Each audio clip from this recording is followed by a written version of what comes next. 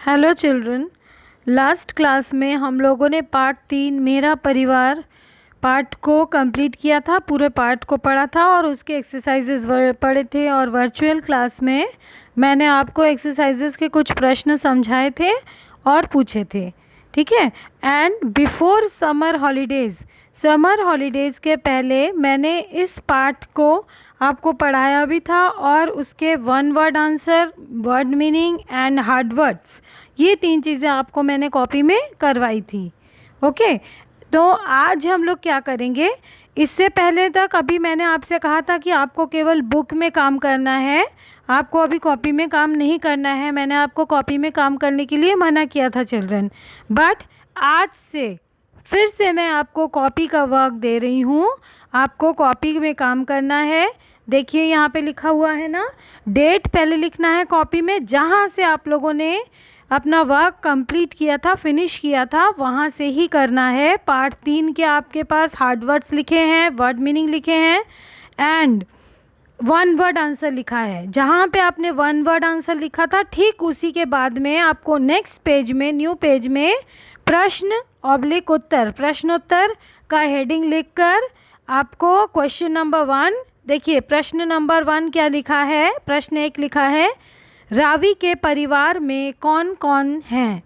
ठीक है, ये है हमारा question number 1।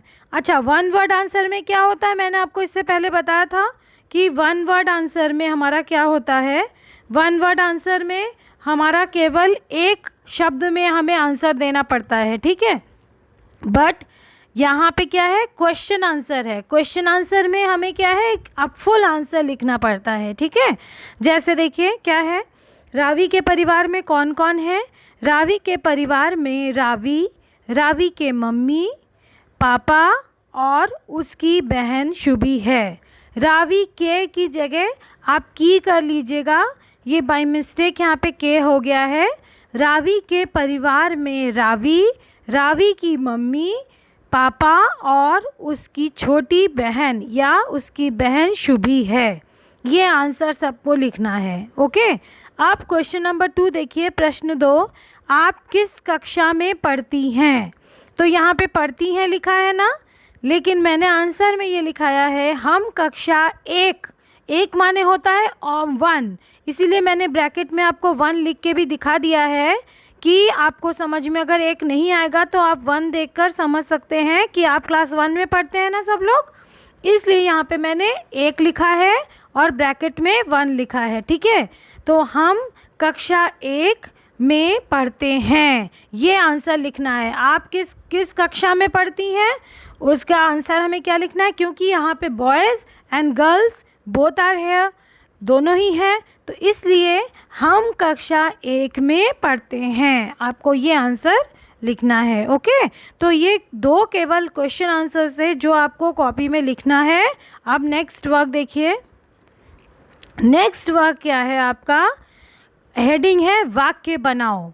This is different, कुछ ये अलग है, ये आपके बुक के एक्सरसाइजेस से मैंने नहीं दिया है, ये मैंने आपको अलग से कर दिया है। ये आपको कॉपी में करना है। बुक के जो एक्सरसाइजेस हैं वो केवल बुक में ही करने हैं, और ये जो एक्सरसाइज मैंने वाक्य बनाओ दिया है ये आपको आफ्टर क्वेश्चन आंसर्स करने हैं, ठीक है। अब देखिए वाक्य बनाओ में नंबर 1 क्या है, दफ्तर।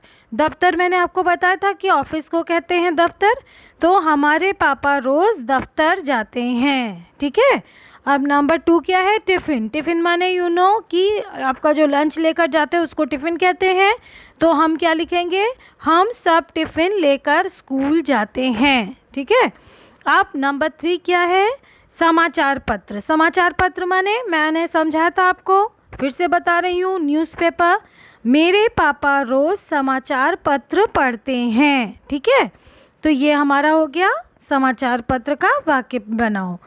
अच्छा, नंबर 4 क्या है, इंतज़ार। हमें हमेशा रविवार का इंतज़ार रहता है। क्यों रहता है, क्योंकि रविवार को छुट्टी होती है।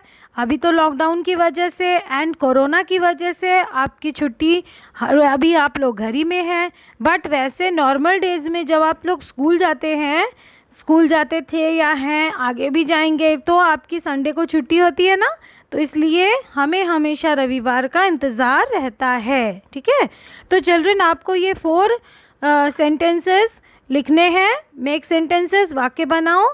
आप अगर चाहें तो आप अपने आप से भी न्यू वाक्य बनाकर लिख सकते हैं, कुछ दूसरा लिख सकते हैं। ठीक है, बट जो sentence should be easy, short, okay, छोटा होना चाहिए। ठीक है, बहुत बड़ा सेंटेंस लिखने की ज़रूरत नहीं है। अगर आप चाहें तो मैम ने जो आपको लिखाया है वो भी लिख सकते हैं, बट ये 2 वर्क आपको कॉपी में करना है जहाँ से आपका कॉपी का वर्क कंप्लीट हुआ है। ठीक है, थैंक यू क्लास।